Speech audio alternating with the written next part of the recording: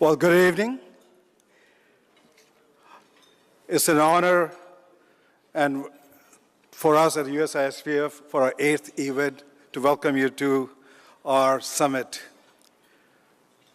We have gathered some of the most influential people on the U.S.-India partnership, and our gathering brings in senators, congressmen, definitely the Second Lady, ambassadors, and business leaders from across India, US, and Japan itself. I would like to acknowledge Ambassador Vinay Quatra and Pooja Quatra for taking the time. We appreciate it, all the effort he puts in driving this partnership.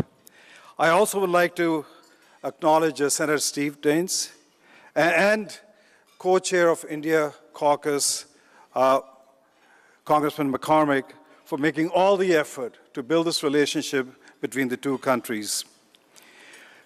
I also would like to congratulate 3 honorees today. We have Arvind Krishna, Chairman, President, and CEO of IBM Corporation, Mr. Kumar Mangalam Birla, Chairman, Aditya Birla Group, and Mr. Higashi Sara, Executive Chairman of Hitachi itself. Congratulations for receiving the award, annual award from USISPF.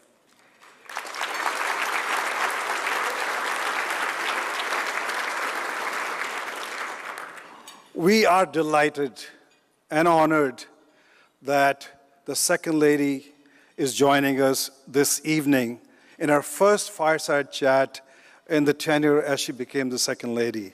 So we're delighted to welcome her to this event. What she does is she epitomizes the American dream. She is a hard-working child of an immigrant who has moved between the rare-filled cloisters of Cambridge, Yale, and the Supreme Court to reach this pinnacle of public life and public service. She has had a storied legal career and also played a supportive role for her husband's vice presidential campaign, Vice President J.D. Vance, during the campaign last year itself.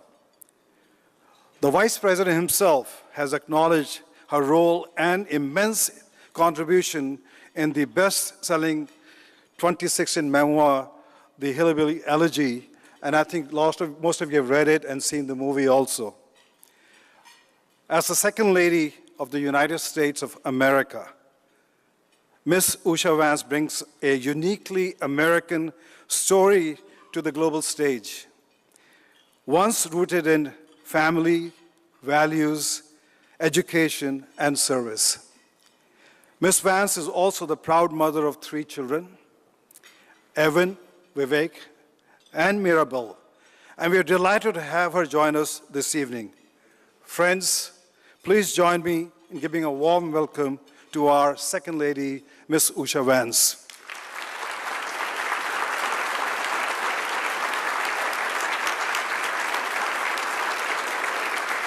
Thank you very much. Please.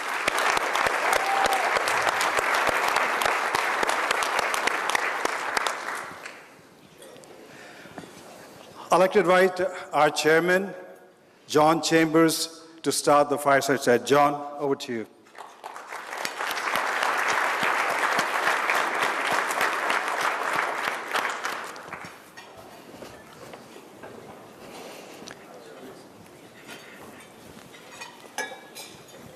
I've had the chance to interview a number of leaders around the world, fellow CEOs, heads of state, etc. I've got to be very candid with this group. I'm looking forward to this interview tonight so much.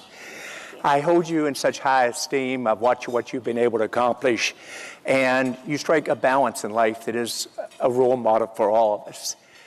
Perhaps the first question around your growing up in San Diego. If you could share a little bit your growing up time period, how did it shape your life? When did you decide to be a lawyer? How did this all come together? Of course. Well, first of all, thank you so much for having me here, and please call me Usha. Thank you, Usha. It's such an honor here to be with this group. I know it's a very, very accomplished crowd, so I'll hope to keep you guys interested for a few minutes. But thank you for inviting me. To answer your question, I did grow up in San Diego. I was born there in the mid-'80s, and I was there until I left for college. My parents had actually moved in the 80s and 70s to pursue higher education. So my parents both have their PhDs from UCSD, which is a fabulous university. Yes. And they just loved the weather so much that they stayed. That's sort of what happened. As I think it does for a lot of Indian Americans. They come, they find a community in an educational institution, and they find a real home in those places. So for me, it was just a wonderful, wonderful place to grow up. Well, you can't beat the weather, of course. And I grew up in a pretty Asian American community with people from all over the world, but we had a lot of family friends who were Indian Americans who had come at around the same time and were also teaching at UCSD. We had friends from all over as well, from every kind of background. So it was really a community, I think, where everyone felt a sense of purpose and a sense of working together. Everyone was really invested in being a part of this country and pursuing the American dream for themselves and their kids. So I just felt like it was a time of sort of limitless possibility and encouragement. And I'm really grateful to have grown up there.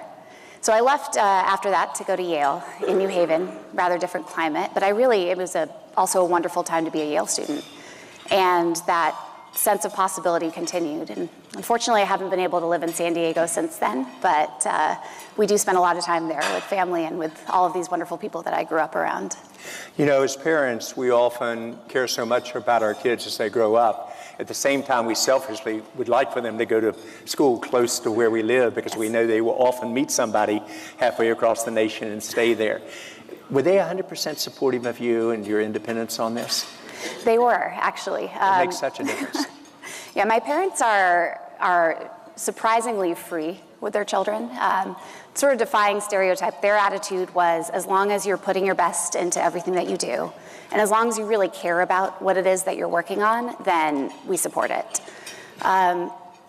Now, that's not to say that they didn't think that flying all the way across the country when there were some very good universities close to home wasn't something that you had to think kind of seriously about. But once I had a real reason to go, they were all in. And, as you suspected, or as they probably suspected, my life sort of veered towards the East Coast after that, and I married someone who's from the eastern half of the country, and obviously I'm here today. And they've been very supportive of all of those steps. When you think about the relationship between the U.S. and India, the people in this room believe it's the most strategic relationship in the world between any two countries. We're a little bit biased. And when we first said 8 years ago that our goal was to create not only the most strategic, but to change the lives of every citizen in every state, all 50 in the U.S., all 29 in India, and go way beyond trade, into health, into standard of living, job growth, etc. I fell in love with this concept because of the people of India and how close it could be. When you think about the U.S.-India relationship from your personal perspective, what comes to mind in terms of your views of it and your thoughts? Because you see it from an angle literally none of us do. Well, of course, it is a very personal relationship because I have family members who are in India and I have many family members who are in the United States. Mm-hmm. And I did grow up visiting India and visiting those family members, and they grew up visiting me. So that's always been a relationship that I've personally thought of as very important. The way that I think about it more broadly is I think this is a time of great opportunity. Mm-hmm. And I think if my husband were here, he'd say the same thing. Obviously, the United States and India, their relationship has ebbed and flowed at times. There are times when one country's needs and one country's goals are different from the other. But right now, I think in the next 4 years and in the future, the fact that there is this established Indian American population here and so many people in India who know the country and know the people who are here doing great things, having great opportunities. When we were visiting recently, I was struck by the number of people who came up to me to say how much they loved our country, how they visited family, how they visited just for pleasure, that they were hoping for a close relationship looking forward. And I think these personal ties actually really have something to do with it. If you allow me to ask some personal questions, and you, Sure. Of course, very effectively will dodge any you don't want to answer. Tell us about how you met the vice president. And we read about it, but often what you read isn't necessarily what occurred. And who knew first that this was going to be kind of a great relationship for life? What do you all do together? Tell us a little bit about your personal life. And I know what that's like when you've got 3 kids trying to raise them, plus 2 jobs at the same time. Absolutely. Well, we met in law school. So by the time we'd met, we'd followed sort of radically different paths in life and converged in the same place. JD, of course, had grown up in Ohio. He had been in the Marine Corps as an enlisted Marine. He'd kind of raced through college in Ohio State and then made his way to law school. And I'd taken the kind of diligent, progressive path of high school to college to graduate school and some jobs and to law school. And Yale Law School, and I think there are other schools like this, but Yale Law School in particular at the time was the sort of place where they would just pick someone from here and someone from there, and they'd bring you all together and kind of toss you into this small community where everyone really got to know each other. So as it happened, he and I just had the exact same schedule for the first semester with another 15, 16 people. So we were just sort of stuck together whether we wanted to be or not. And I mean, we even had, in I think our first semester or first couple of weeks, a paper that we had to write together that required, sitting and working through all sorts of things. We didn't know each other at all. But that was a wonderful basis for friendship. And you think, we have these really different backgrounds and, what would we have in common? The reality is that we had so much in common. And I think this experience of being in the same place and meeting in person, something that is all too rare today, just allowed us to really get to know each other. So we were friends for a while before we started actually dating. I think it's fair to say that JD was sort of the pedal in this relationship, and I was a little bit of the brakes because I was sort of focused on all the schooling part of it. Yes. But we both knew, I think, at the same time. When it's good, and you start to know that. It really is. When you meet your partner in life, you just sense it, don't you? Yes. When you think about your relationship with JD and you think about going to India together, can we talk about that trip a little bit? And what did it mean to you, to your family, to your kids? Key takeaways. What was the Prime Minister like? We hear there was a puppet show, but you know what I'm really after? I'm after everybody in this audience getting to know you, because I believe you're fantastic. I think you're going to be so good for our country as a role model in many ways. Share a little bit how that trip went in a way that everybody here gets to know you a little bit more, if we may. Of course. Well, I mean, it was, I think I told an Indian publication this, it really was the trip of a lifetime for us. My children had never been to India, what with the pandemic and, JD's entry into politics and all of that. And so they'd grown up just knowing so much about this country, the stories, the food, the relationships with grandparents and friends, but they had never actually seen it. So it was just sort of mind-blowing from their perspective. And then for me and JD, I think it just could not have been any more special. We had the opportunity to see some of the greatest sights in North India. We're looking forward to our next trip and trying to get to the parts of the country where my family is from as well. And it just was sort of one hit after another, right? The most incredible food, the peacocks that we got to see everywhere we went, getting to see the Taj Mahal in the morning and appreciate it as the sun was just sort of coming up and the cool skies and blue skies over in the background. And of course, as you mentioned, meeting the Prime Minister, that was really very special. We'd actually had a chance to meet him before. And it's funny, my kids saw him. They were sort of sleep deprived in Paris, and they saw an Indian man with a white beard and white hair, and they just put him in the grandfather category immediately. So they are very into him. They just love him. And he really cemented his status by giving our 5-year-old a birthday present that day. So when we were able to visit his home, they just sort of ran up, they were hugging him. He was just incredibly kind and generous to them. And I think it was a very productive conversation for JD and the Prime Minister, of course, but also I think it was a real opportunity for us to kind of cement that personal relationship that they have, which I think is only to the good. And as you mentioned, there was a puppet show. That was a particular highlight with sort of puppeteering from all over the country, including from Andhra Pradesh, where my family is from. There were bits from the Ramayana, there were sort of comedic bits with animals, and it was a huge hit. My kids have been trying to recreate it at home with construction paper, which is going about as well as you can imagine. You know, your kids, if I remember right, are 3, 5, and 7 years of age? That's right.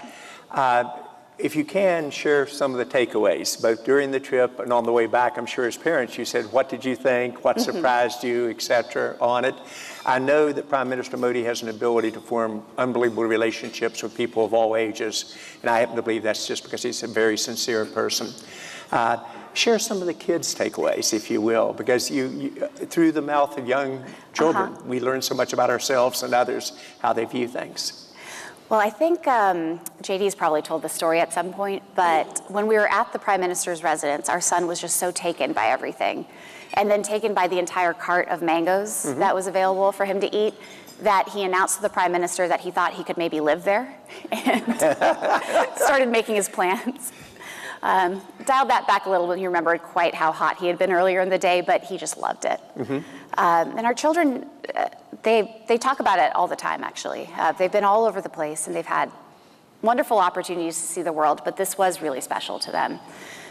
Ewan, our oldest, was really taken by the sculptures in the temple that he visited.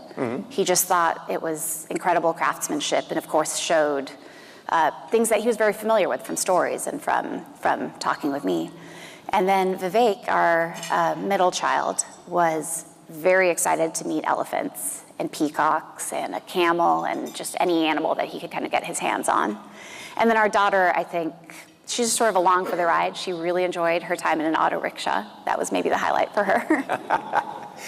The Secret Service was very generous and allowed us to kind of drive in an enclosed area for a few minutes. So we had a lot of fun with that. Awesome. You announced on Sunday a challenge about reading. It's one of the things that I believe in firmly. I believe in life, your future is determined by your education and your access to technology.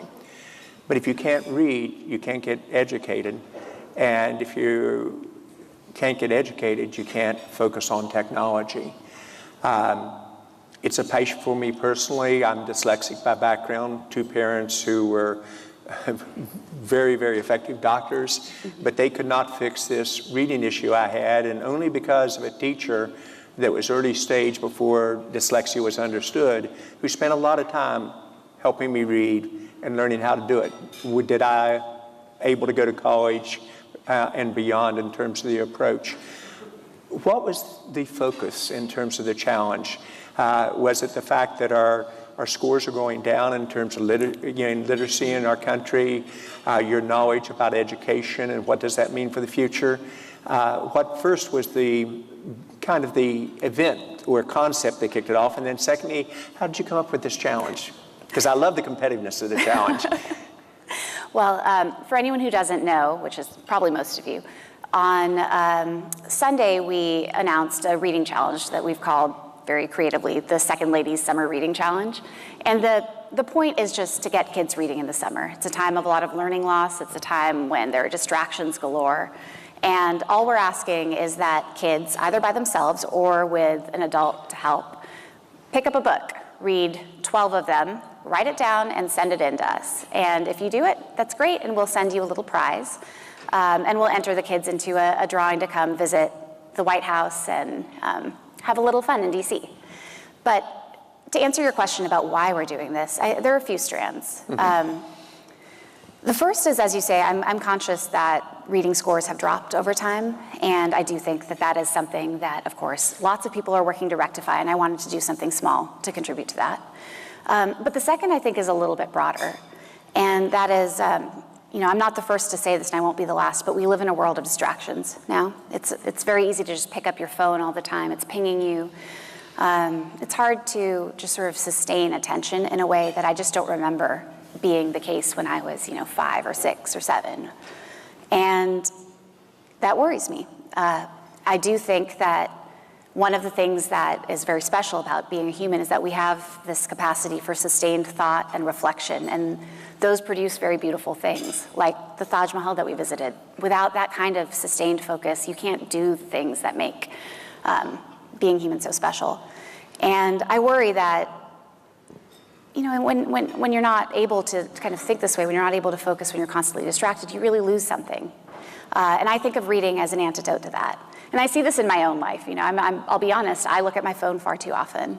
I, as a lawyer, was constantly receiving emails, constantly responding. Being quick and being aware of what's going on at any given moment was an advantage. But it changes the way that you think. And so I myself have been challenging myself to read things that are increasingly challenging, increasingly long, sometimes increasingly boring, in an attempt to really bring that part of myself back. And I don't want children to lose it at all. So this challenge grows out of both of those impulses, and I think you'll see over time that it's just a sort of bite-sized component of a larger project to continue expanding access to literacy, improving the ways that children learn to read, strengthening their desire to read.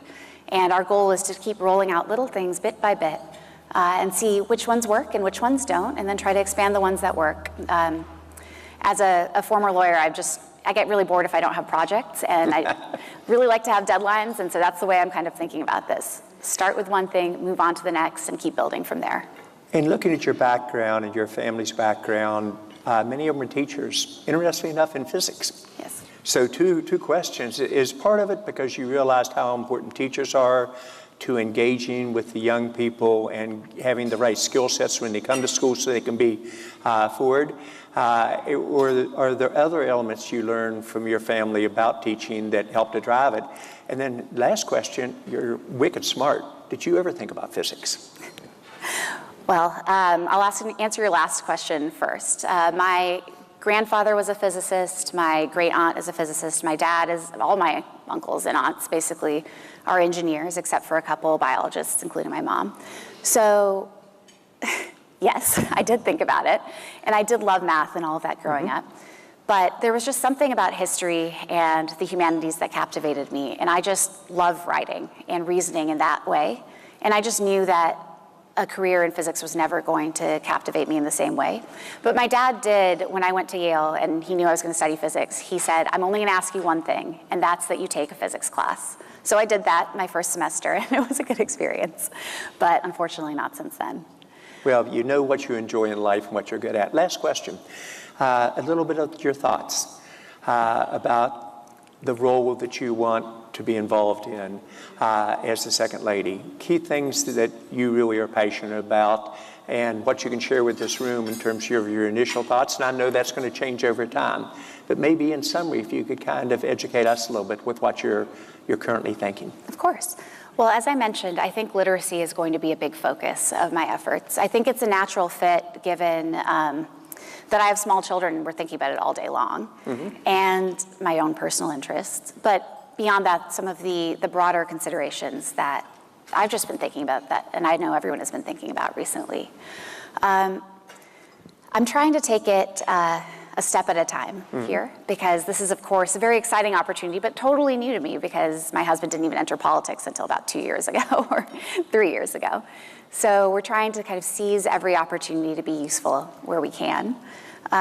One thing that I've grown increasingly interested in, again, from the starting point of just sort of seizing an opportunity and attending, is the Special Olympics, an organization that I think has really done a lot of good in this country. So we've been starting to get involved there. And then I think I'll sort of leave it at that for the moment. And if the projects kind of take up all my time, then that's wonderful. And if not, then we'll try to add some more and try to be as productive as possible during this time. Usha, I want to thank you for your kindness. I can see why many of your peers always say you're the most helpful, even in a competitive environment. You spend time with your peer students, helping them with their notes and direction. I appreciate your candor and your honesty. Please join me in thanking the Second Lady for the future she's going to have for this country.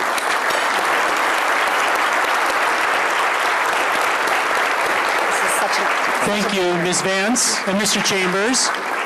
With your permission, Ms. Vance, I'll request Dr. Augie to present to you USISPF's coffee table book celebrating 75 years of U.S.-India relations. I just want to say thank you once again on behalf of USISPF. Since you're launching reading. We have a book for you for viewing. It's a 75 years of U.S.-India relationship. Oh, wonderful. And for you. Well, thank you.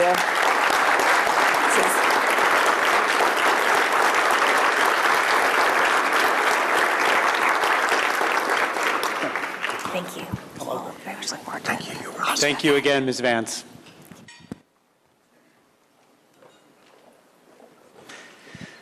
Now let me invite USISPF Chairman John Chambers to deliver his remarks. Mr. Chambers. I hope you enjoyed that as much as I did. I think you see some people in life you can just spot in terms of their intellectual capability, their ability to take complex issues and understand how you can make a difference, and the ability to care about their fellow humans in a very unique way. I'm going to take a step back now. And when you talk about USISPF, I'm going to ask each of you to flash back 8 years ago. 8 years ago, we had a dream that very few people envisioned. Many people, when they thought about business councils or direction, they thought it was all about trade. 9 of us in the founding members said it needs to be more than that. It needs to be something that can change the world. The ability to envision how could the relationship between the 2 largest democracies in the world change in a way that would not just benefit trade, not just benefit defense, not just benefit technology or healthcare, but to truly make a difference in the lives of every citizen in each of the states in each of our countries. And you know what the initial reaction is when you first say, let's consider doing this. It's all the reasons it can't be done. But to the credit of those 9 founding members, and then the first 29 members of our board, many of you are here tonight, we really made it happen.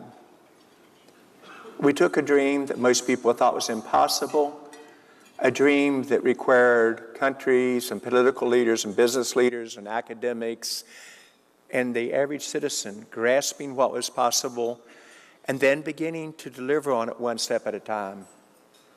There are many things that I think we should be proud of over the last 8 years. The trade growing at a tremendous growth rate, now over 200 billion, and the goal of 500 billion is very much within our reach. But what I was most proud of is what we did together during COVID. When India needed us the most, the companies in this room from India and from the U.S. responded in a way that corporate America never has. We made a difference. And the Indian government executed at speed to take all the help that was being done by many people in this room at a scale that if you ever read about, you would say was impossible. And then the minute the needed healthcare capabilities landed, they distributed it within hours to the rest of the nation. And then when we needed help on the pharmaceutical side of the house, India was there for us in a very unique way. When you look at the accomplishments, and I want to be very upfront, it's Mukesh, Gaurav, Nivi, the entire team that really made this happen. But I want to just share with you some of the numbers. When we started, we were broke. We were a startup, Perna, and no money. Perna is my wingman in terms of the finances. And yet we are completely financially stable today. We moved from 9 to 29 members to 425 members. Thank you all. In a period where we might do a visit to India or India businesses, a visit to the U.S., would do 1 a month. This last year, we did 3.5 visits per week. The pace is breathtaking on how effective we're executing. And when you look at that, it's up even higher at the current time to 80 visits so far this year. In each of your states, whether we're from the political side or from Georgia or from Texas, on it. Every state is heavily involved in terms of relationships within India, where there's academic exchange, business exchange, technology exchange, defense exchange, and it truly has touched every 29 states in India. And when you travel throughout India, which many of us in this room do, the average citizen really understands the impact that this organization has had, and the impact candidly centering around Prime Minister Modi coming into leadership, and you know my views on the man. He's one of the top 3 leaders of all times that I've interfaced to on a global basis. But the impact to really make a difference. And it'd be so easy to say we can't accelerate further, but we really can. If you look at the progress in the last 5 months, Trump, Modi, the meetings was one of the very first ones that were done, were the top 5 in terms of global leaders. An agreement on what they could do strategically together in common partnership.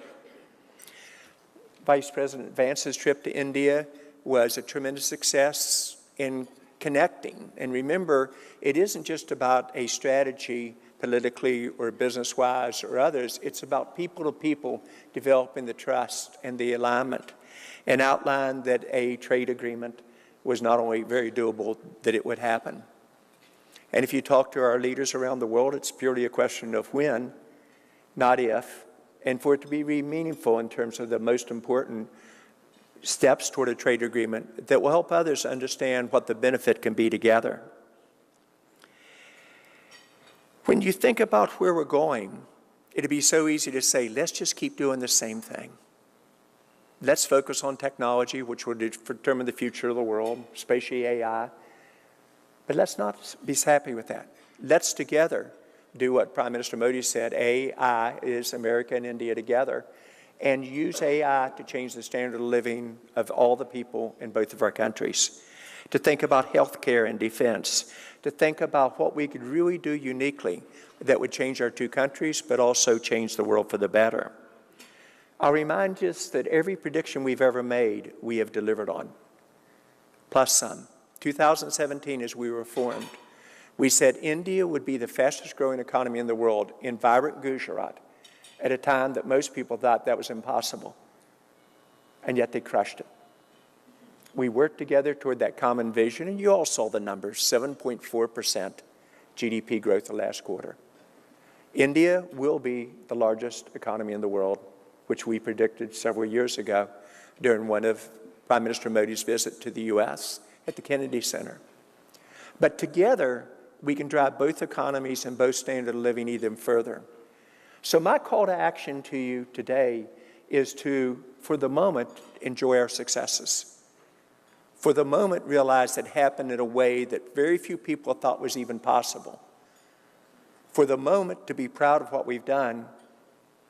And then on your way home from this session, think about what can you do individually.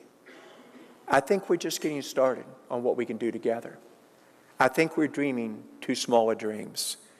And if I could challenge each of us to say, what could we do going forward? Each of us as individuals, our companies, our business, the groups we associate with, to really creatively take responsibility for upping our capabilities in our game this next year. That would be, I think, a challenge worth doing. How many of you are with us on that? Just can we see a show of hands? And be proud of it. We can do it together. So, Mukesh, Gaurav, you've done an amazing job, Nivi, leading us. It's an honor to be your chairman, and let me turn it back over to you. Thank you.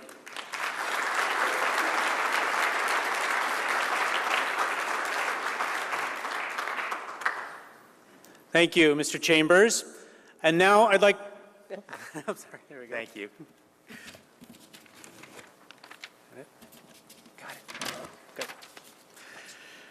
And now I'd like to invite Ms. Susan Greenwell, Senior Vice President and Head of Global Government Affairs at MetLife, to the stage to introduce Indian Ambassador to the United States, Vinay Quatra. Ms. Greenwell.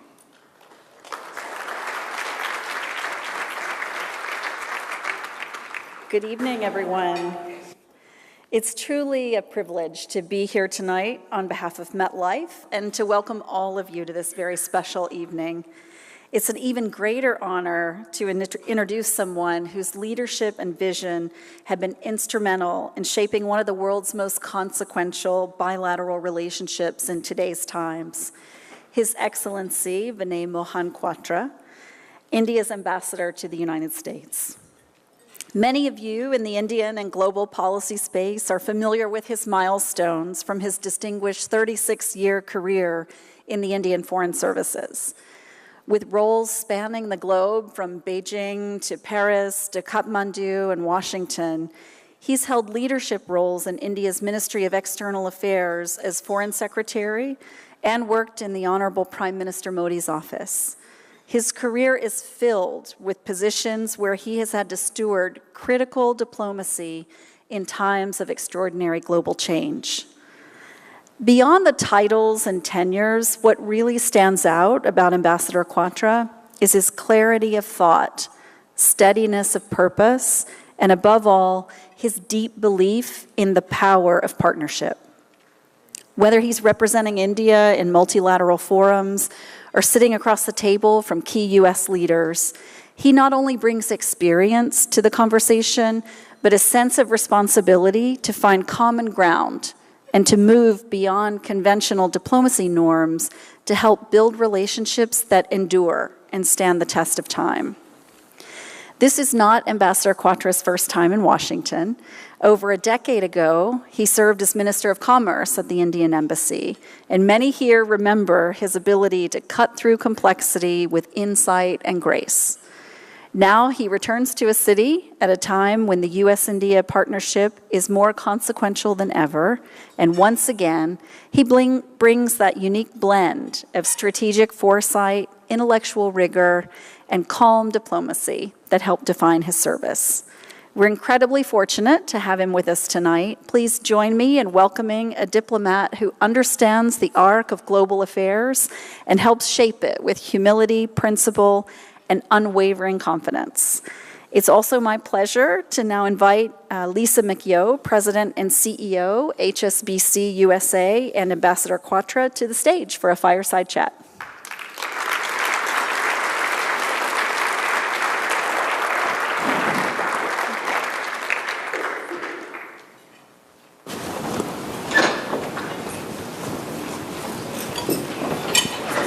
Good evening, everyone. It's an absolute pleasure and privilege to be here with Ambassador Quatra. I will dive right in. So, this is a golden era of U.S.-India trade relationships, and for a $4 trillion economy, and I know your Prime Minister has ambitions to grow to $5 trillion. What is your message to investors, plenty of whom are in the room today? Thank you so much, first of all, for having me at this very important occasion this evening. I mean, USISPF is one organization with which I've had an absolute pleasure to work with very closely over the period of last several years. We have several distinguished business people, congressmen, parliamentarians from India in the room, so I'm relatively diffident in sort of talking in terms, in presence of their expertise. But you mentioned a 4.1 trillion GDP that India touched recently. We now have Japan in our rear view.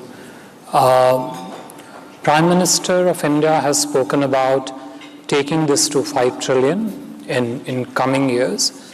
But I think the eventual goal which we are working towards is to take Indian economy in the range of 28 to 35 trillion by the year 2047, when we celebrate the century of our independence. So when we talk of that, and if you position this in the perspective of an investor, for any investor, economic opportunity has to be one of the first drivers for a capital flow to happen. But that alone is not enough. So if I'm a 4 trillion opportunity today, looking to become 5, 10, and then eventually 30-odd trillion opportunity, that whole journey is not enough in terms of numerical numbers. It has to be combined with something which the investors truly value. First of all, I would say any investor would look for whether there is a systemic stability in the economy. Is there systemic stability in the growth of the economy? So we have been growing at a clip of average between 6.4 to about 7.3%, which is consistently large GDP numbers for a very large economy. So there's a consistency there. But I think there are a couple of other hidden growths which are there, which are important to point out. One is a huge consumption growth. Second is a huge credit growth, credit expansion. And these two variables combine very well with the GDP growth patterns. Combine this with something else which the investors value, which is the stability in the policy making. So whether we talk of reforms of economy, or you talk of policy reform, institutional reforms, or process reforms, in each of these reform verticals, there is a very strong stability that goes with it. Add to it two more things, I would say. One, the general sense of fiscal prudence of the economy. So whether it's a deficit management or debt management, the economic policy making focuses heavily on ensuring that we are conservative in terms of its management. And I'll add one more element which then makes a full set of variables in a suite for an investors, which is very strong push by the government in the infrastructure space. So over the last several years, I would say last 7 to 8 years, total government spend on infra investment alone is close to about $1 trillion.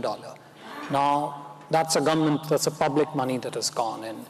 That has got combined with a systemic stability of the policy and the institutional reforms. That has gelled very well with the economic opportunity which is represented in the GDP growth. And all this then translates into very strong growth in manufacturing and services combined with a consumption growth. And when an investor sees this huge economic opportunity, goes into India, he's also received by a very skilled, large set of skilled human resources, which is able to service the, the whole ecosystem of enterprise management of a business. So the minimal risk, maximum opportunity, systemic stability, GDP growth going forward at least for next 3 decades. I don't know if investors would be looking for any other message other than this. If it were a stock, we would want to buy it.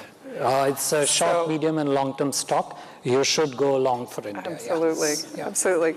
So, Mr. Ambassador, we thought it was interesting. We've been in India for 160 years, and we bank maybe half of the multinationals as well as the innovation economy. We did a Trade Pulse survey recently of 5,700 corporate clients around the world, and the U.S. India corridor is the corridor that people are most excited about. So if you could talk about the ease of doing business metric, because I know India has made tremendous progress over the past decade plus, but what is New Delhi's pitch on drawing new foreign direct investment? Yeah. Part of it, what I just mentioned, which is, we started with this current government when the government of Prime Minister Modi came in 2014. There was a certain way to look at the economy. There was a certain worldview of India by India itself in which the leadership looked at India. And I think for Prime Minister Modi, that worldview for India was economic prosperity and strong development. But that conceptual worldview of India then got translated into a large set of, as I mentioned, regulatory, institutional, policy, and operational reforms over the period of last 10 odd, 11 odd years, which has now generated, suddenly blossomed into blossomed India into an economic opportunity that is extremely, I think is, so we have drivers which drive the Indian economy. Those are also the principal drivers that drive the engagement between India and US. So John mentioned about 3.5 visits per week. That has translated into capital, technology, trade flows of the kind we have never seen before. We are already at about $200 billion of bilateral trade. During Prime Minister's visit to White House in February this year, we committed ourselves to making it Mission 500, take it to $500 billion in years ahead. But I think the numbers only give you a very positive headline view of the relationship. But I think the vibrancy, the robustness of the relationship, I think each of the persons present in the room will tell you their own story of success and fruitful engagement between the two economies. And this corridor is live with energy which is absolutely unparalleled. The US is India's largest trading partners, largest technology provider, massive investment flows between the two economies, but most importantly, enterprises making double-digit net profitability on their equity, which is what at the end of the day, I guess, would count. Absolutely. Could you talk a little bit about, India is the most populated country, but you also have an amazing workforce it's growing very quickly and is extremely talented. What can you teach us about the future of work, and how are you approaching it in India?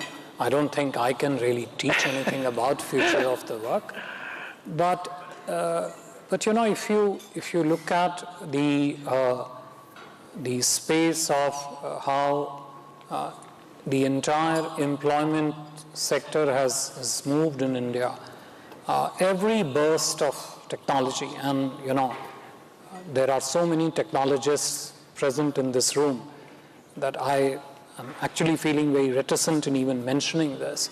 But every burst of technology space that has happened in the world, which then got to India, resulted in fairly significant disruption in the employment, in the workforce. But I wouldn't say that disruption was negative. I think it's a disruption which generated a strong positive impulse actually in the employment space and encouraged our society, our economy to not only adapt itself to those technological changes, and which are now also quite fundamental, which is happening today, but also actually leverage that to evolve into a very strong technical employment workforce in India.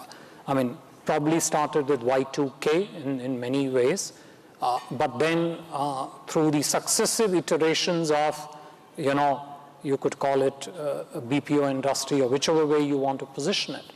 But every burst of technology growth, even if it was incremental in nature, led to absolutely remarkable evolution of technology-linked human resources in India. And I think the next phase, which is the artificial intelligence phase, is no longer an exception, because even in that space, whether you talk of agentification of AI or developing new domain-specific AI models, I think Indian skilled talent is adapting itself to that and converting it into an opportunity not just for themselves, but also in partnership with our international partners, like the companies here, actually into a global opportunity. Wonderful. I'm told that Prime Minister Modi says AI stands for America and India. Is that correct? Yes, that was something which he mentioned at the White House. He firmly believes in it. He firmly believes because the way India-US relationship is currently poised in terms of strategic opportunities, in terms of how we together look at the world, both in terms of challenges that we share, but also in terms of opportunities that we can harness, how he sees the role of stakeholders, business stakeholders, CEOs, experts, the galaxy of ones which is present here today, makes him an absolutely true believer, along with President Trump and the US administration, a believer into this corridor, and hence AI standing for America and India. Wonderful. Yeah. Well, thank you so much, Mr. Thank you, Ambassador, for your insights. And it is clear that this partnership is about people and purpose. And we're excited about the future that we have together. Thank you. Thank people you very and much. purpose. Thanks for this option. Thank you. Thank you.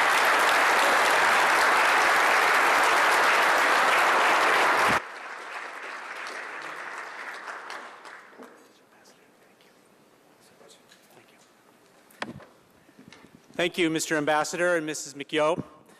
I'll now invite Mr. Jace Johnson, Vice President of Global Public Policy and Ethical Innovation at Adobe, to the stage to introduce Congressman Rich McCormack.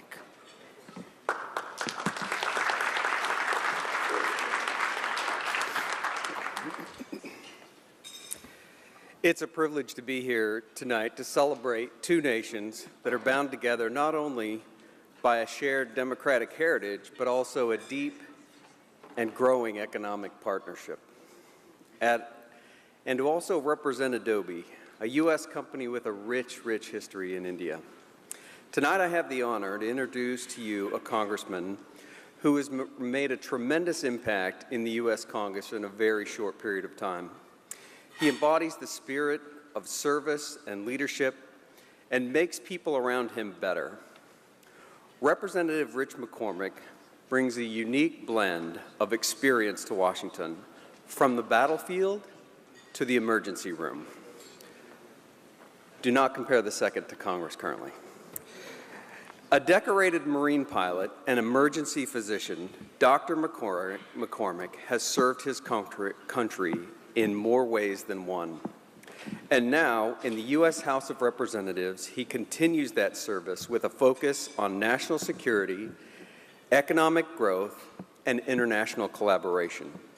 He understands what it means to make critical decisions under pressure, to lead with clarity, and to work across boundaries, qualities that resonate deeply with today's global business leaders.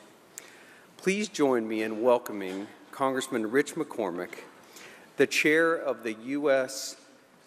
India caucus in the House of Representatives. He'll be joined by Chief Government Affairs Officer of MasterCard, Tucker Foote, on stage.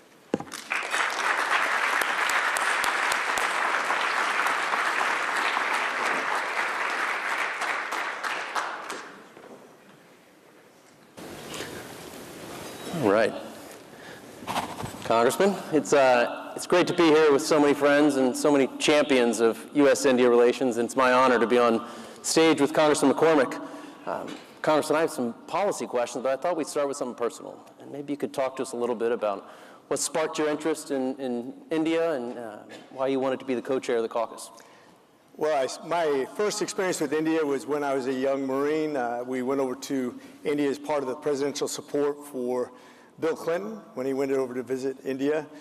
Learned all about Kashmir, learned about the political challenges they had both economically and with a huge population. Now they're at 1.47 billion people, the largest population in the world. Being a democracy and all the challenges that come with a diverse population, seeing how diverse they were was really something that's eye-opening for an American. Most people think of Indians in this homogenous sort of way, just like America maybe is putting that, but we know how diverse America is, but India is equally diverse. If you think about the economic diversity, skin color, height, religion, just approaches to life, it's incredibly diverse. I learned so much when I was there. And then when I got out of the Marine Corps and went to medical school, and then in my district, we have 1 out of every 5 doctors is from Indian diaspora. People don't realize, but almost 10% of all doctors in America are Indian diaspora. I'm a physician. We have 14% of our district is Indian. We have an incredible education system as a result, incredible amount of wealth. When you see the most successful demographic in the most successful country in the world, look no further. It's a community that's very family-oriented, demands success, demands diligence, is creative, intelligent, and when they adopt you, you're like family. And I have adapted to the Indian cuisine, adapted to the way that they love and just really have cherished those relationships, and to see all the technology that's coming out of that in my district, which is a top 5 district in wealth as a large part as a result of that. I've just enjoyed the relationships, and that relationship has, I think, propelled us in many ways to greater success in the United States. Right. Well, I won't ask you your favorite innovation because it's obviously something in the payments industry, but favorite cuisine, favorite dish? Well, first of all, I will say 70% of America's fintech is based in my district. I think that was a plug right there. But my favorite cuisine, I would say I'm not a big vegetarian, so I always like the chicken dishes. Gosh, you're putting me on the spot. I like the chai tea, actually, is my favorite. That's great. Well, you mentioned the 1.4 billion people in India. I have 8,000 colleagues in India. It's our operation hub outside the U.S. It's a place of immense talent. It's where folks are driving innovation and financial inclusion and leading so many of our flagship programs. And we're able to be successful there because it's built on shared values and trust. And so that's really obviously important in national security context as well. Talk to us a little bit about U.S. India national security and specifically in Indo-Pacific. We've always known that Israel is very important to us. As a matter of fact, I2U2, for those people who are not familiar with, includes Israel and India and the United States and UAE of all countries. To see the strategic importance of this country, people don't realize not only will they be the 3rd largest economy in the world probably within the next 5 years, but also think about geographic location to China and the Taiwan Strait. And 70% of all world trade goes through that corridor. The conflict that they have with China, which is a peer rival now, no longer just a sub-peer, but a peer rival, both economically, militarily, what they bring to the table, the conflict in the Arunachal Pradesh area. We have a constitution that's similar. I think one of the reasons that India is so successful is because they base their constitution largely on the way that we wrote our constitution, where you'd have representative government. They have a worldview that's similar to us. They want peace. They want to have strength. They want to see an economy that burgeons. They want to see opportunity for all. Very similar outlook on life, and I don't think that we have an imperialistic outlook, neither do they.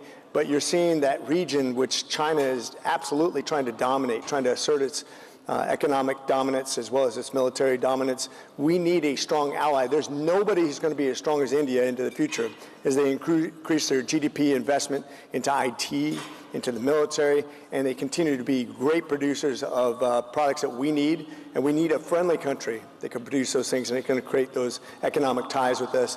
And I'd ultimately love to see us not just be friends, but be true allies. Yeah. We pledge our friendship where your enemies are my enemies, your friends are my friends, and we should have like an AUKUS type agreement where we should be sharing technology that will help defend our nations and make us stronger throughout the world. Right, well, let's stay on that topic for a minute. You've been a great champion of AI export controls and specifically the AI diffusion rule. As India gets more advanced in technology and really leads the world in many places, where are opportunities for collaboration? Well, first of all, look at what India has done just recently. I mean, it was kind of neat. During COVID, they came up with vaccination for the first time. Anybody who saw the movie, same producers did the Kashmir Files. They came to Atlanta. I got to go to the premiere. Fantastic movies. But what they did to put a spacecraft on the dark side of the moon for easily under $100 million. We in America, we can't even come up with a building to talk about putting a spaceship on the dark side of the moon for that amount of money. What they've done to advance themselves in a very short period is nothing short of miraculous. To see the advancement in technology, and I might add too that 250,000 students are right now in our top education systems right now, and I want to be careful about this because we're training them. They're going back to India and competing with us. But as long as there's friendly competition, I think that's good. We can collaborate. We can actually grow as nations together and do some great things. But I think we also want to be careful that we don't give the same access to people who are less friendly. When we look at the future of technology, when we look at the future of our relationships, as long as we're synergistic, and this is where, when it comes to military technology, we have to be careful, of course. but I was talking to Prime Minister Modi not that long ago about his idea what the military building facilities are going to be, like 51% India owned. I think we have to collaborate, and also if we're going to share that technology, realize that the United States also has to have the lion's share of certain technologies just so we can understand each other better. Right now we collaborate. I know Lockheed's here right now. We actually produce a lot of military parts over in India. As long as we keep those collaborative efforts, I think we'll be fine. Right. Backstage, you were talking about leading a freshman Codell to India and meeting Prime Minister Modi. Can you talk to us a little bit about that? So Prime Minister Modi, and this is no surprise to anybody here, is the most influential politician maybe ever in India. Definitely one of the most beneficial. Probably the most influential person in India since Gandhi. He is humble. The people that all knew him before he became the Prime Minister talked about him staying and sleeping on their floor when they came to visit. And when I was talking to him at a luncheon in India, in New Delhi, he was actually talking about he does not trust a politician that has not traveled from north to south or south to north on the main train coach. Once again, because he believes that if you're a man of the people, you have to meet the people.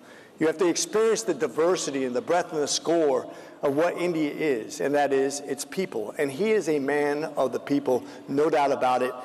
He comes across as somebody who's aggressively, almost nationalistic, but definitely understands the way of the world, understands how to develop an economy. I believe they're close to 8% development in expansion of their economy last year. I mean, they're on the right track. As a matter of fact, in some ways, I think they're almost more American than we are right now in that capitalistic mindset of expanding opportunity for everybody. And I'm a really big fan of his. Yeah. Well, you know, he and President Trump announced that ambition of $500 billion of trade by 2030. A cornerstone of that, an important piece of that, is digital trade.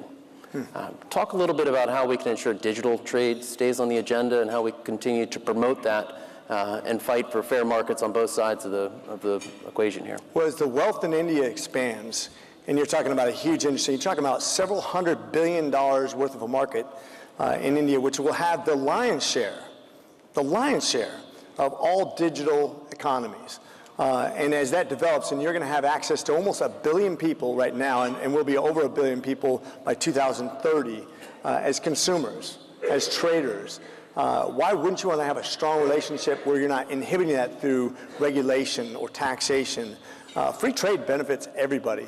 That's one of the great things I'm really excited about when we negotiate tariffs. People always talk about the tariffs that are added on. How about the tariffs that are taken off, that allow us to trade without inhibitions, without things that create barriers? I think this could be the start of another lovely relationship between us and them that will benefit everybody. Yeah. And as that advances, can you talk a little bit about the role of Congress? How's Congress going to play a role in this? How can they facilitate it? Well, first of all, I hope that Congress doesn't create any unintended consequences. We're really good at that. We've done that through the years, through regulation, and I think we're to a point we realize we're so overburdened with regulation right now. For every piece of regulation we want to add, we should take away 2. Because quite frankly, we're overburdened by regulation. This hamstrings businesses right now. We have several departments that cross-regulate with sometimes contradictory regulations. We need to make sure that we don't do things to inhibit. We did with the internet really well. AI is the next big thing. AI is the most transfigurative technology we've had in, well, maybe ever. And we have an opportunity right now to either let it fly, or you can see right now, states right now are trying to regulate AI. That's going to inhibit interstate and international trade. We have to make sure the government, first and foremost, doesn't get in the way. As a physician, we always say, do no harm. Congress always wants to help, but sometimes our helpfulness is one of the worst things we can do. And I always say, never turn back to the government to solve the problem that government created in the first place. I think one of the reasons I came to Congress is to make sure that the government didn't become too big and too overwhelming and get in the way, because I believe in you. I believe in all of you. I believe in individuals who are trying to do business and benefit your employees and benefit this economy. I'm not a big believer in the government benefiting that unless it is just to make sure that you have a fair share of that you're not inhibited from success. And I think we have to start there. Yeah. Well, Congressman, we have a little over 2 minutes. I'm going to end with a question for advice. In this room, you have some of the best leaders here in the U.S. and in India, in the public and private sector. How can we help you advance some of these goals in Congress? First of all, support me and all your wildest dreams will come true. That was. I think when we talk about collaborative issues, when you come and you talk to congressmen around the United States, when you talk about the relationships we have, and you look at the legislation that's being produced that's helpful versus not helpful. I have bills out there right now that break down the barriers to trade that actually help us compete with China, help India compete with China, help the immigration system be fair and equitable, get rid of the 7% cap. Make sure it's easier to become a citizen for people who actually deserve it and actually bring something to America. Make sure that we have the ability to travel and trade between our countries. Make sure that we don't allow Hindu phobia or other things that inhibit our cultures from being collectively stronger together. Those are the things that we just need to talk about. We need to talk about loving each other as nations, because there are no two more important countries than India and the United States to the future of the world and the peace process. Peace through strength is also collaborative. And I think India is going to be a major player. I'm excited to work with them. That's why I'm part of the India caucus. That's why I feel like leadership was very much an important part of what I'm going to be doing in the future. I tell you, Beth Van Dyne's here. She is a 14% Indian diaspora in her district as well. Everywhere you see these communities, you see massive wealth, you see massive opportunity, and you see really good relationships. And that's why I'm here to prosper and make sure it continues into the future. Well, Congressman, I think I speak for the room when we say thank you for championing this cause, and thank you for your service. Thank you.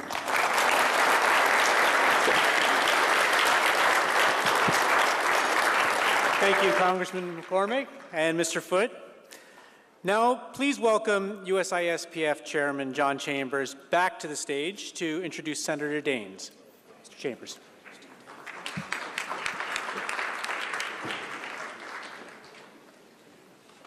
You will find in the senator that we're about to meet somebody who I think represents so much of what America's about. I've known him for many years. I've watched him in action. You look at his background, he's one of us.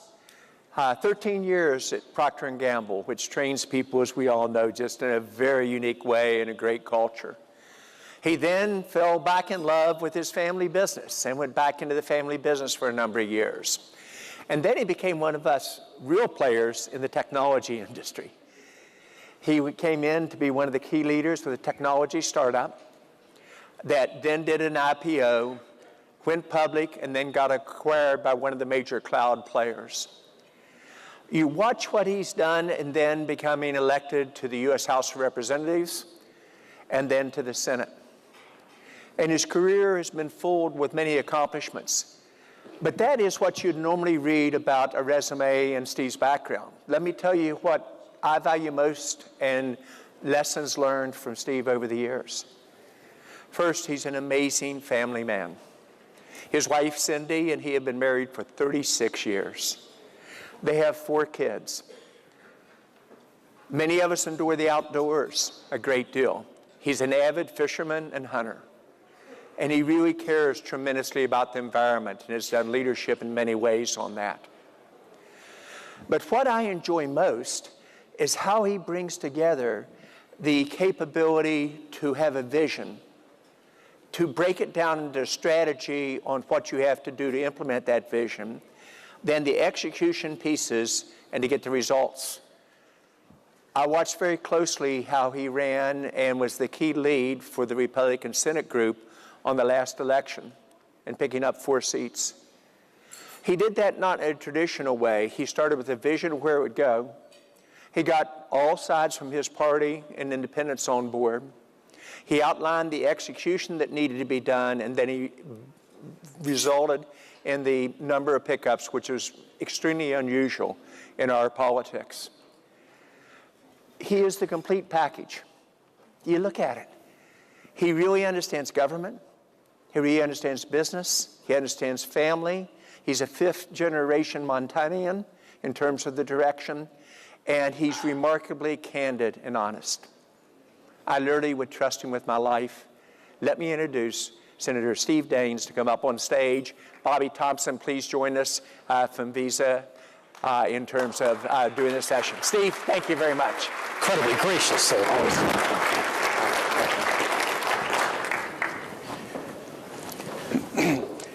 Senator, thank you so much for being with us. And what a gracious introduction, John. I want to associate myself with his remarks. Well done.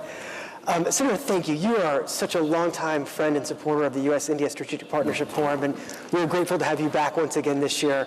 Thank you. Maybe I might just begin with a high-level question in terms of what's top of mind for you right now. There's so much going on domestically, globally. You travel the world. I'm just curious, what's top of mind in terms of your priorities? Right. Besides our 7 grandchildren, I'll go to answer the question. 2 things. Domestically, certainly, we've got this big, beautiful bill in front of us that we've got to get this passed. It's a $4.5 trillion tax increase if Congress doesn't act. Second, I think it's one of the most important things we can do in terms of global competitiveness. You ask, when you develop strategies and action plans, what do we have to do to be more competitive? Well, let's have the right tax code that incentivizes investment in capital and R&D. And that's something we hope to do in the Senate, is to take those provisions. I'd love to make them permanent. Think of CapEx and R&D, permanence, immediate expensing. That would be a tremendous stimulus to the economy and making the right choice in terms of investment for the long haul in R&D and competitiveness. On the international front, I just came back late, in fact, Saturday night from the Caucasus. So I was in Azerbaijan, I was in Georgia, I was in Armenia. There's great opportunity and optimism at the moment of perhaps bringing Azerbaijan and Armenia together with a peace agreement. Of course, if you know the history of that part of the world, it's been rife with civil war between Azerbaijan and Armenia, and met with President Aliyev there in Baku on Thursday, and by opening up that middle corridor that opens up Central Asia, which I think is one of the most geopolitically misunderstood and underappreciated parts of the world. The 5 stands, we probably ought to, instead of call it the C5, probably ought to bring Azerbaijan and then call it the C6. But that would unlock, certainly, you think of the energy in Turkmenistan, the 4th largest reserves of natural gas in the world are in Turkmenistan, just across the Caspian Sea from Azerbaijan. So there's optimism at the moment. And they love America. They want to work with this administration to get some kind of a peace deal. But what's also important is, of course, we're competing with the affections also of Russia and of China in that part of the world. They want this multi-vector diplomacy. They want to be better friends and close to the United States. We don't always make it that easy for them. I was the first U.S. Senator in Azerbaijan in 7 years in terms of a CODEL mission. I was the first senator into Tajikistan and Turkmenistan in 13 years when I went there in November. And so a little bit can go a long ways. As Woody Allen said, 90% of life is showing up. We need to be showing up in these parts of the world because they are ready to come our way. Yeah. Well, thank you for your leadership across Asia. You're such an expert in that field. Maybe Senator, turning a little bit to India, and Visa has been in India since 1981. We issued the first credit card there and are committed to the growth of the economy. There's so much strategic alignment between India and the United States right now. And we'd love your perspective on where we are in the relationship and then opportunities to grow it in the years ahead. Well, when I think about India, and my India mentor here is John Chambers, by the way. I love just chatting with John about India, about geopolitics, thinking about China, thinking about India, thinking about the lineup around the world and where the opportunities are, where capital is going to go next. And I worked in China for 6 years when I worked for Procter & Gamble. I'm a chemical engineer by degree. P&G hired me in management, and I managed in the business there. But I was one of the pioneers in launching our American brands into China. We were based in Guangzhou for 6 years back in the 90s. In fact, left right after the Hong Kong handover in 1997. But when we step back and look at why is India important, I mean, there's this global strategic pivot going on that is increasingly moving away from China in terms of capital investment and looking at where's the next big opportunity, and it's India. And I think of it in terms of As was mentioned earlier, of course, the two largest, most popular countries in the world, India and China, and now India is slightly larger than China. But I look at the innovation ecosystem, and when you go to China, of course, I was just there in March. I met with Premier Li Qiang as well as Vice Premier Ho Lifang, who's negotiating that hopefully a China trade deal in Geneva with Jameson Greer here a month or so ago. But I had the similar meetings in March. And you look at the innovation ecosystem in China, and it's remarkable. It's world-class. It's not only the quality that's coming out of the innovation, but it's also the scale. So now we step back and I think about China versus India. And when I take my smartphone around the world, when I go to China, I don't dare bring this phone into China. It's either left here in Washington or it's in an RFID bag secure, but I would not dare bring this phone into China. I go to India, happy to be telling my family, my grandkids, we're going to FaceTime Grandpa, talk to my wife, it's all on this phone. And that one illustration perhaps says a lot in terms of trust, because certainly when you think about capital, it's about where you can trust, where you have confidence, not only in literal return on capital, actually getting capital back out if you need it. But I look at what other country in the world besides China has the scale of STEM graduates. It's India. You think round numbers, round in the nearest million, if China is graduating about 4 million STEM grads a year, round numbers, India at about 3 million, the United States at roughly 1 million. So you take the US plus India, we're about equivalent with China as it relates to thinking the future of talent. And oh, by the way, just this last year, no surprise, Indian students now exceeded Chinese students in terms of coming into our universities. And so as you think about Wayne Gretzky's famous line, he was good because he skated to where the puck was headed. Where's the puck headed right now?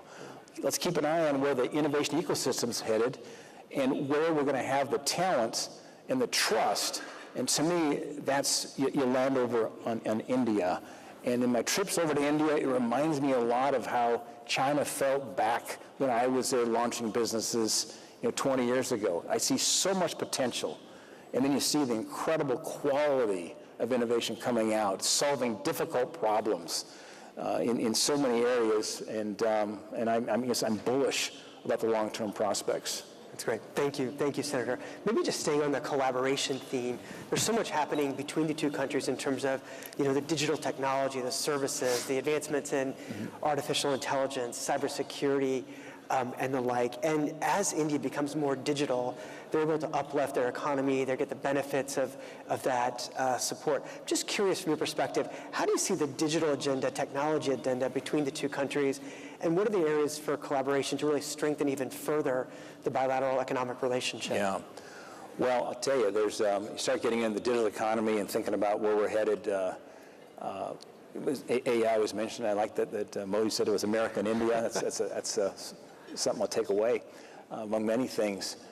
But you come back to something as a fundamental piece here. When I chat with the CEOs of the great innovation companies, maybe you think about Google, or you think about Microsoft or AWS. Our son works for AWS. We have a son who's a double E and he works for AWS, and I keep an eye on what's going on there, fascinated by the growth of that business.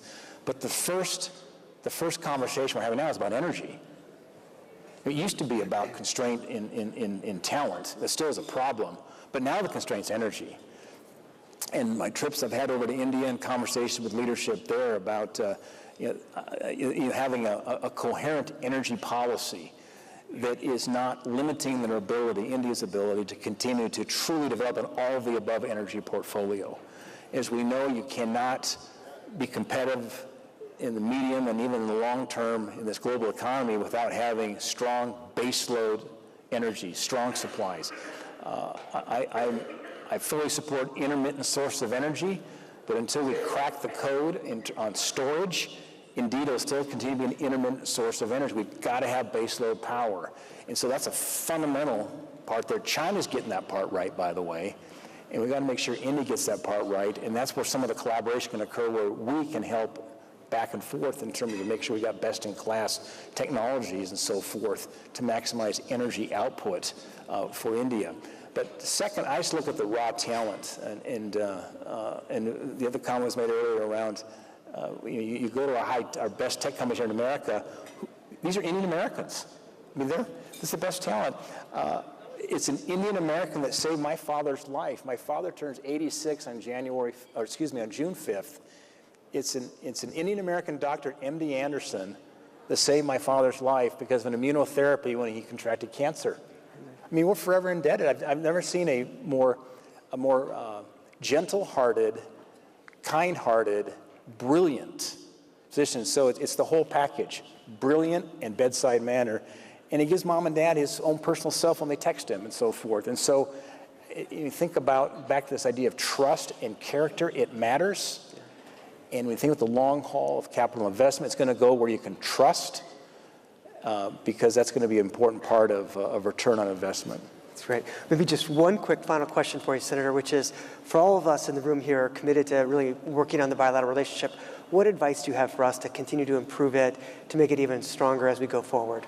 Yeah, well, I mean, here's an example in this room, and nothing beats getting, frankly, more members of Congress over to India and spending time, and then when our friends from India come to the United States, I think that a relationship part is really important. But to get members of Congress over to India and make sure you expose them to the world-class innovation going on, whether it's in the e-finance side of it, whether it's on AI, whether it's on just the future, certainly on biotechnology.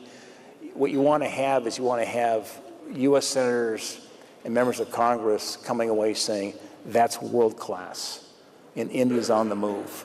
And I think that sometimes, I think folks in this city who may not have spent time around some of these places like India, they have preconceived notions around what it is. In reality, is much more rich in the sense of the world-class capabilities that India has related to innovation. Yeah, that's great. Senator, thank you very much for your strong leadership and for being here. We so appreciate it. Thank you.